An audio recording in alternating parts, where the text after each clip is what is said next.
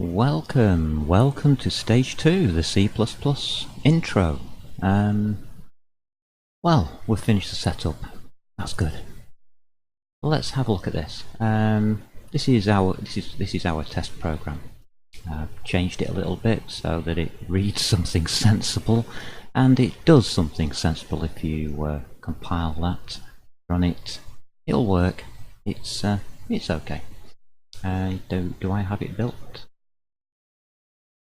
No, I don't have it built, so we'll just leave it at that. That's okay. I've copied build.sh, as you can see, to build.sh and changed the first word to amber.sl for this title. Anything else changed in here? The profile, I've added that core to it there. That's always a good idea.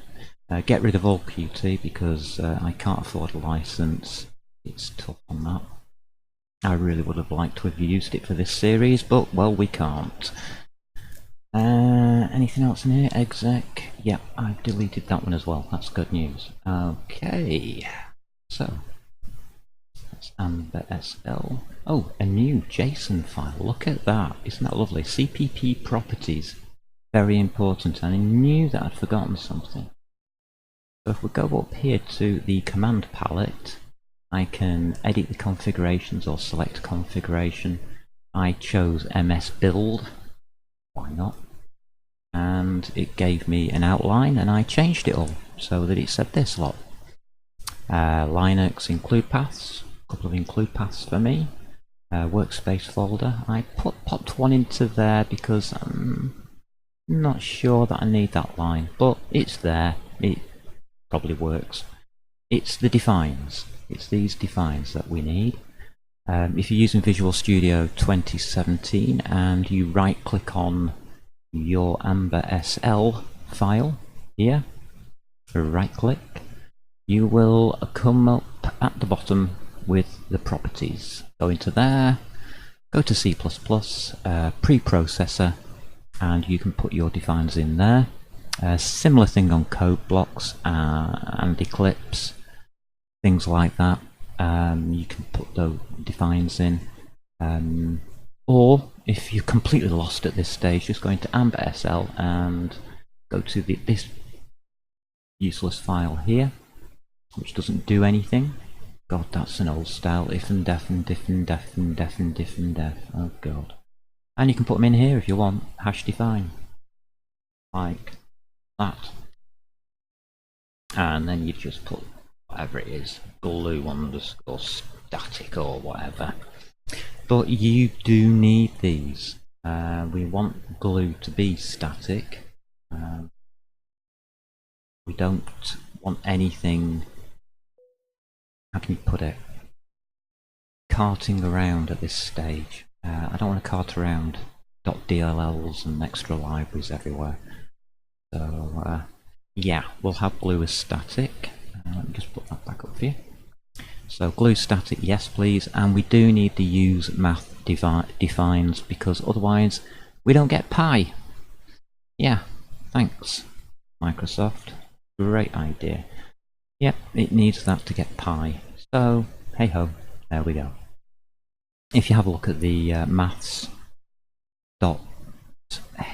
files that come with C++ nowadays, I think it does say in there that you've got to use them, so got to put that define in. So we do.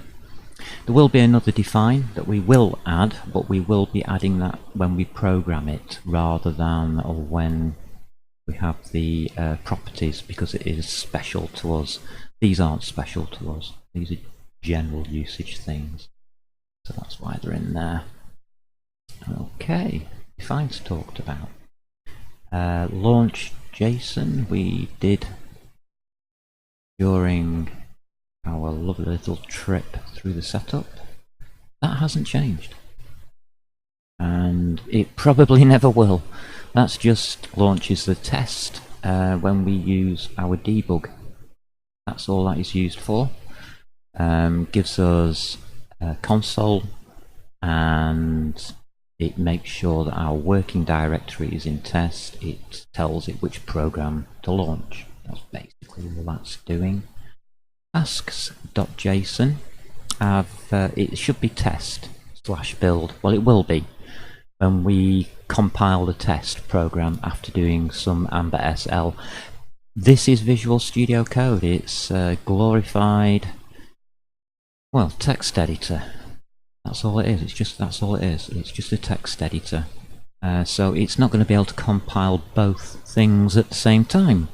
Well, it might be able to, but that's not how I'm going to work. I'm going to do Amber SL separate test, just to show you that they are separate programs and that Amber SL can be used by itself in its own right. And that's the whole point of this. At the end of this, we will have Amber SL. Whatever we have in test doesn't matter. That's irrelevant. It will just prove that the static library works. Simple as. The static library is what we want, because afterwards I'll probably write a game or something for you using it, and you'll see that you just pop this into a game into an environment and use it to build anything you want. It's actually very easy once it's done, and of course you can alter it as you go. Oh, task.json. That's everything. I've deleted the exes. We've got no source. Everything else is set up. Test file doesn't really matter yet. So it's going to be onwards and upwards and around the corners a few times. As we go into the C++ programming, I'll try and explain as much as I can as we go along. If you've never done C++ programming before, don't even worry about it. It is as simple as what you can see on the screen right now. It is just a function with two curly brackets and a few commands. That's it. It looks weird. The language may look a bit gobbledygookish to start off with, but once you get the hang of every line ending in a semicolon and this kind of double colon type thing for names, for namings things, like that's the standard library std.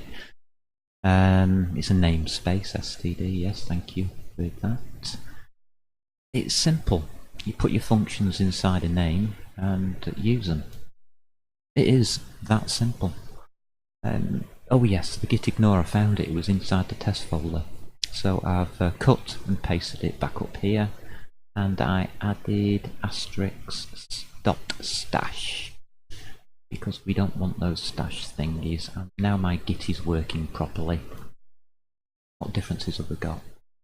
Oops, don't want to do that. Yeah. What have we changed? Oh yeah, press L.